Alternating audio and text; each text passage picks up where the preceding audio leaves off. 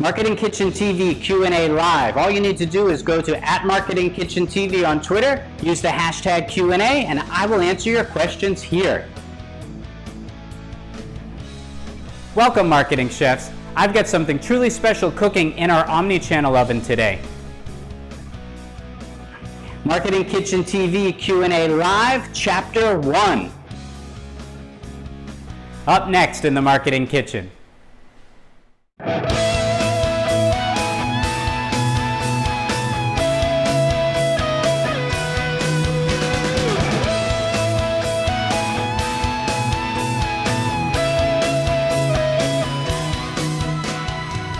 Welcome to the kitchen, the Marketing Kitchen. Hi, I'm Ron Vining, your host of Marketing Kitchen TV.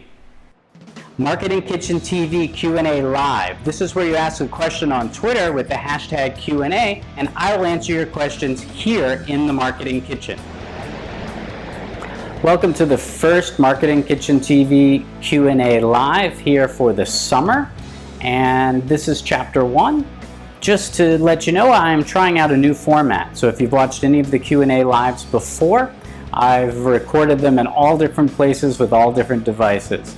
I invested in the all-new 2020 iPad Pro with the Magic Keyboard case with the trackpad, and it cost almost as much as my MacBook. I bought it intentionally to try to speed up making YouTube videos, especially for doing these Q&As. So this is my first time doing this, so let's see how it works out. You let me know in the comments section below if you've watched any of the other Q&As, if you like this format more so than some of the others, or if you prefer one of the others, let me know about that too. And the idea is to try to find the perfect format for these. I have discovered that there's not, I have not found a silver bullet software application to take care of this. So I'm actually doing something, I'm using FaceTime with a screen record with the Twitter app opened up on the side over here, because I just haven't found an app that can socialize this type of thing, which is bizarre to me since there's so many people on YouTube doing this. So if you know of a program for an iOS device, please let me know in the comments section below. Okay, let's go to the first question. And just go to search here, click on that, go to the latest. All right, and our first question is from Tam. And Tam asks, how can organizations leverage social media to attract new customers while continuing to engage existing ones? Well, I wouldn't say that you don't need to isolate one in order to attract the other, right? So, and that's basically your question. So how do you use social media to reach out to both at the same time? And that's by using compelling content. And what is that compelling content? Well, it could be a mixture of things. It can be video, it can be, again, it depends on your line of business, right? So what are the, what are you selling? Whether it's a product or a service, is it B2B or is it B2C? So those are usually the things I would ask first. The thing that you always want to remember, you'll hear me say this a lot over the next number of videos in this particular series, or if you've watched any of my other videos before, what I do is I always talk about the fact that as a business, whether it's B2B or B2C, what you do is you have your company, your brand. This is what you do. You have products and you have services. And then, of course, you have customers, again, whether it's B2B or B2C. Now it's about how do you reach out to those customers. You want to reach out to them on the channels that they're most on.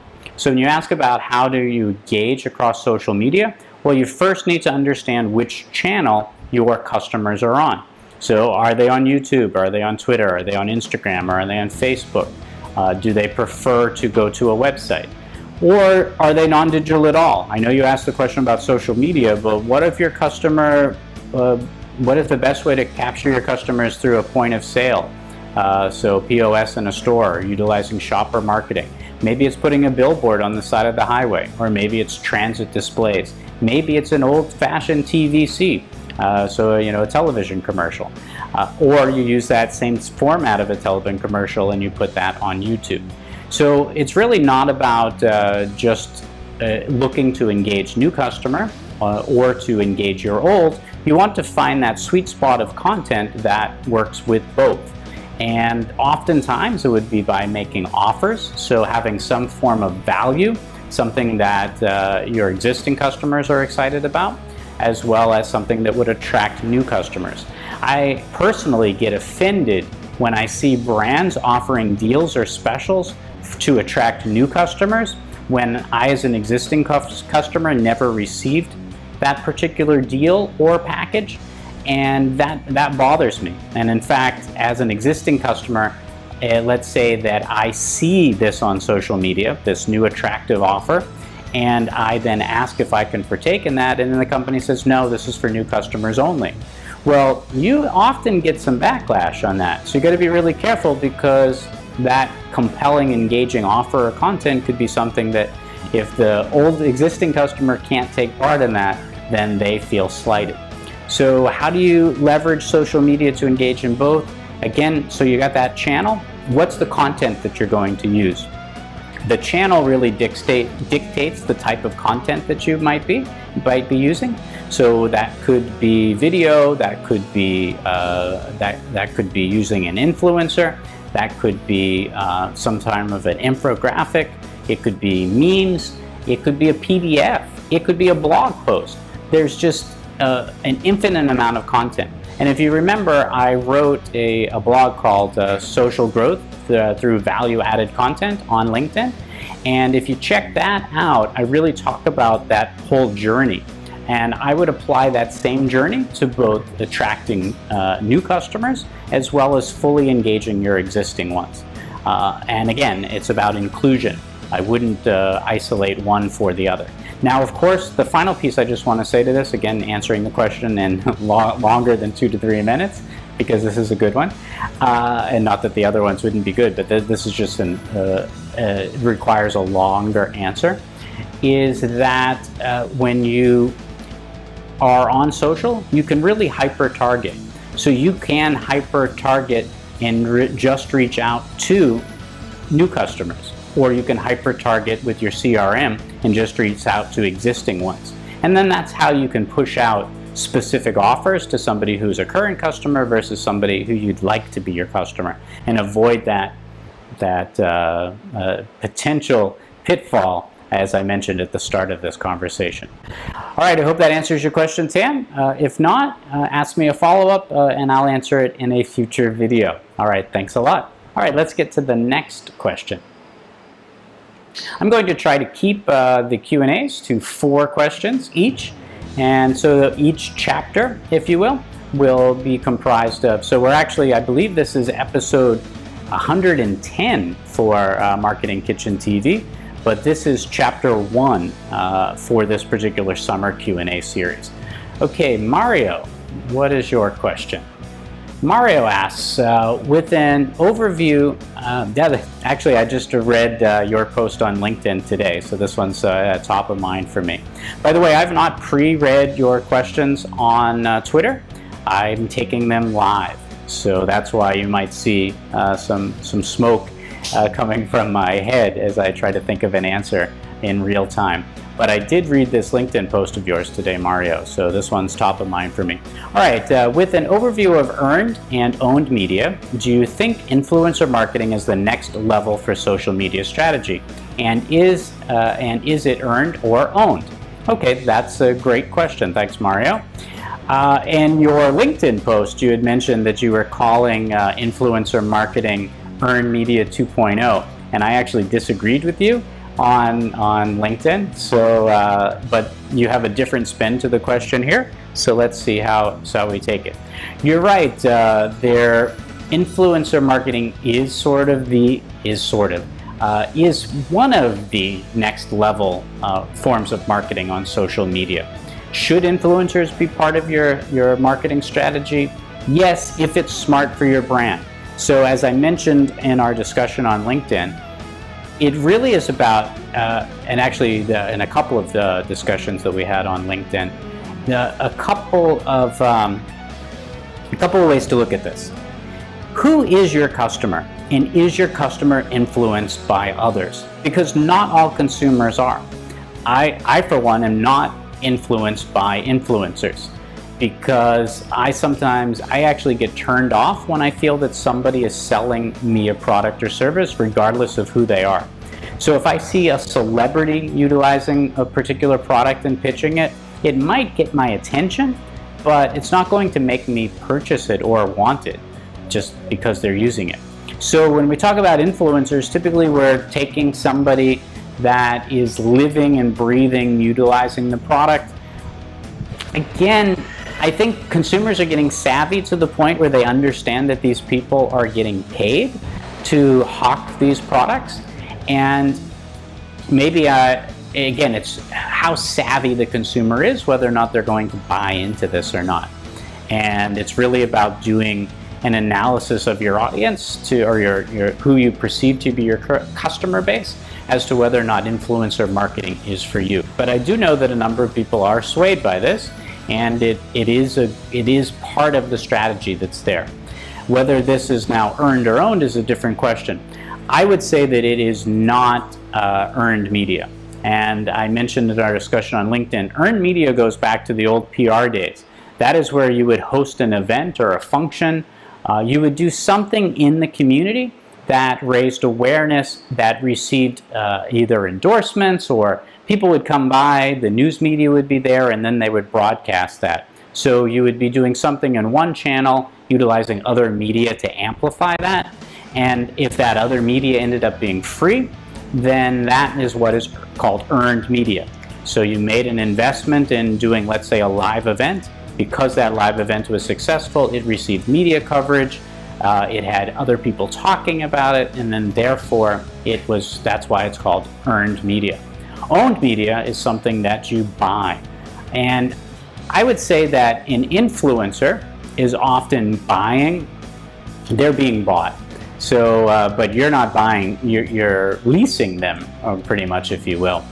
Owned media, though, is when you own the platform. So if you created your own Instagram or your own Twitter or your own Facebook, or on those platforms, you created a group. So for example, our e-network marketing Twitter feed, I don't own that, Twitter does. Our e-network marketing group, I don't own that, LinkedIn does. However, if I created a website with those same sort of functionalities or community or group, that would be something that I would own. I hope that answers your question. The key is balance. You really want to, and in this day and age, you've got to be careful, because with social networks really beginning to flex their muscle and censoring content, do you really want to be beholden to platforms that you don't own? So I strongly encourage, and I'm looking in the mirror when I say this because I need to invest in that tech too. I had so many websites back in the 90s and early 2000s, and in about 2010 I abandoned all of my websites and I took all of my business to social media, because those platforms were receiving so much engagement. And a lot of people did that. It's now time to make sure that you have your own platform, similar to the platform AppFlix that I'm developing, so that the discussions are being held on my channel, not on somebody else's. Hope that answers your question, Mario. If not, hit me up with a follow-up. Great question. Thanks a lot. All right, let's get to the next question. And that is from Elizabeth. And Elizabeth asks, do you think with all of the coronavirus-related news, internet searches, that it is beneficial or detrimental to businesses to block words related to the virus from being linked to their brand? That's an interesting discussion. And actually, I just said the word out loud in a YouTube video. And I'm not sure if you know Elizabeth or the others watching, but there was a point in time where if you even just said the word, your video would be blocked by YouTube, because they only wanted one form of discussion about that. And it didn't even matter what you said about it. The only discussion they wanted about it was coming from certain organizations.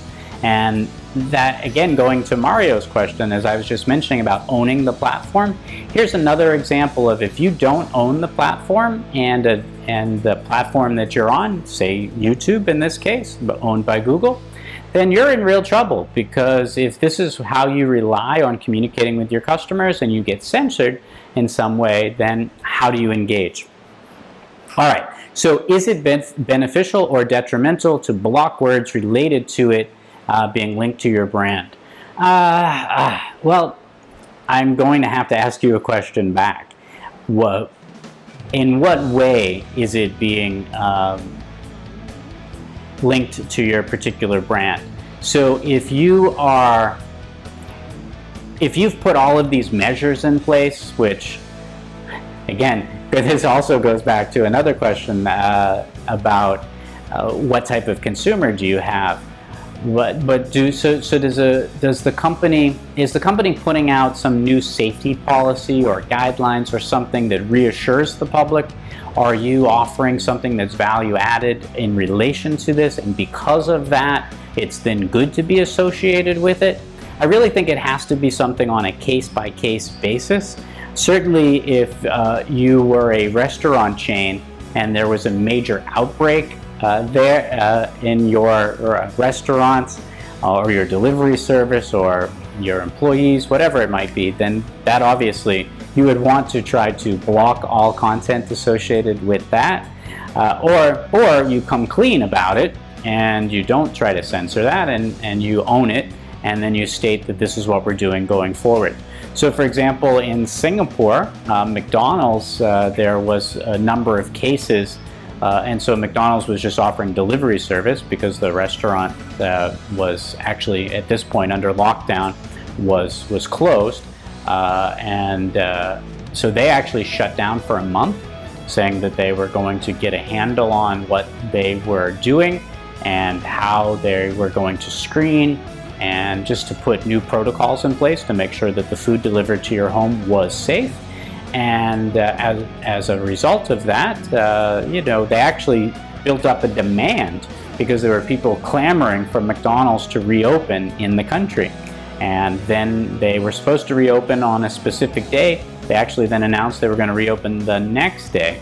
And when they did, and their sales, through the roof. And what did they do? They created demand. They showed trust with the consumer as well, and so that worked out well for them. I know I didn't fully answer your question, because I'm not sure how to say that. I don't ever think that it's a good thing to try to block information. I really think it's better to just come clean with it and own that. When it comes to programmatic advertising, just as an aside, but something related to that, you want to make sure that whoever is doing your ad buy, that you are careful about what product or services are being associated with your brand during, times like these. Okay, I hope that answered your question, Elizabeth. And the final question for Chapter 1 here is by Trudy. And Trudy asks, as messaging apps increase in popularity, do you predict chatbots will replace a percentage of those in customer service? That's great. I always get this question, both here on the channel as well as through LinkedIn, people reaching out to me talking about what they should be doing in terms of customer service. Yes, messaging apps have been exploding. There's more engagement in messaging apps than on social media. And most surveys will show that some of the leading ones, of course, would be WhatsApp in the West, and another would be WeChat in the East. There are some others too in the East, like Line and Telegram. There's for business, and then also for dating and things, a company like Bumble. They have Bumble Biz, which is sort of a new way to network on social. And in fact, that reminds me, I've not been on Bumble Biz since we were in lockdown. So maybe now would be a good time to check that platform out and see if there's any ways to come up or to help out the business community, thus bringing in some clients and the like. So, okay, back to messaging apps in particular. Chatbots. Yes, chatbots, I think, so there's two ways that we talk about messaging apps. So when I go onto a website and I'm looking for customer service, oftentimes now, even during business hours, there will be a chatbot. So I type in my question, and when I type in my question, the AI, not real AI, but it's automation that has some smart capabilities to it. Basically, it's just doing a keyword search and it's matching up. So anyhow, we'll just call it AI for the sake of that, but it's automation. When you type in that, it will then give you an FAQ, if you will, say, and give you some possible answers, and then you check it. If the answer works for you, then you're done, and you say goodbye. If it doesn't work for you, then you click further through, and then you can eventually chat with a real person.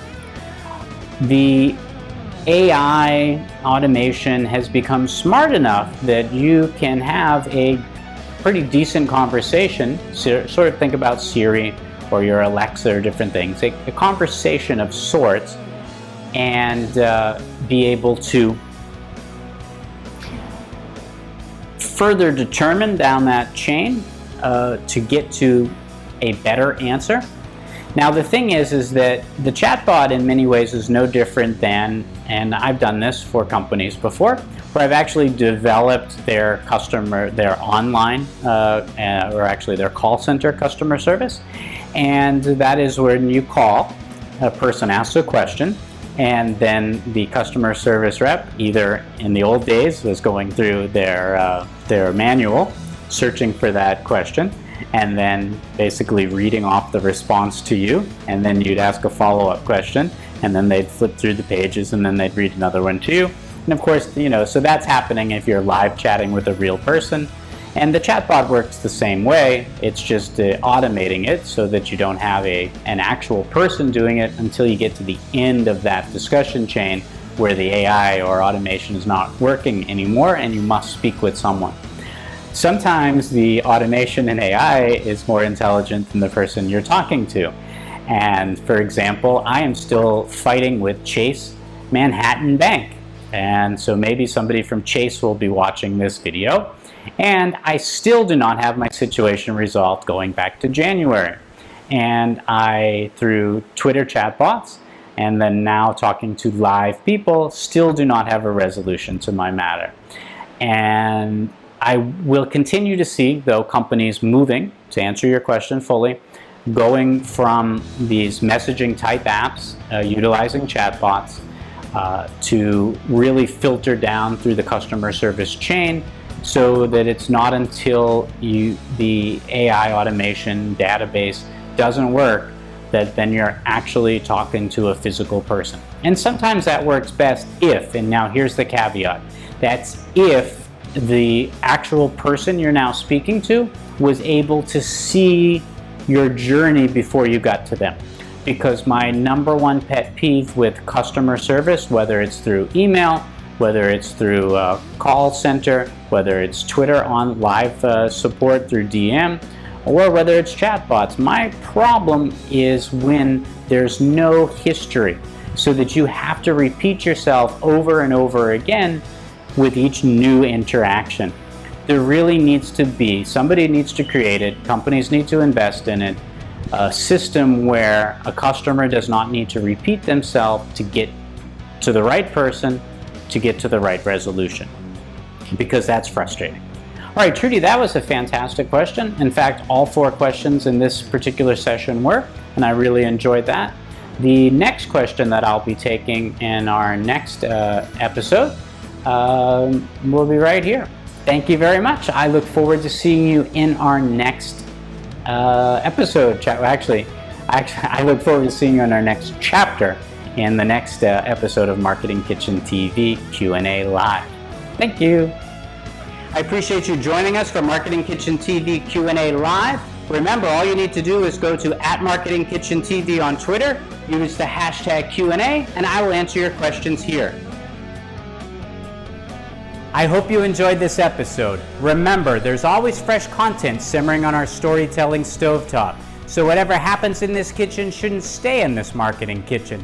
I'm Ron Vining, your host. reminding you to invite your family and friends to the next episode of Marketing Kitchen TV.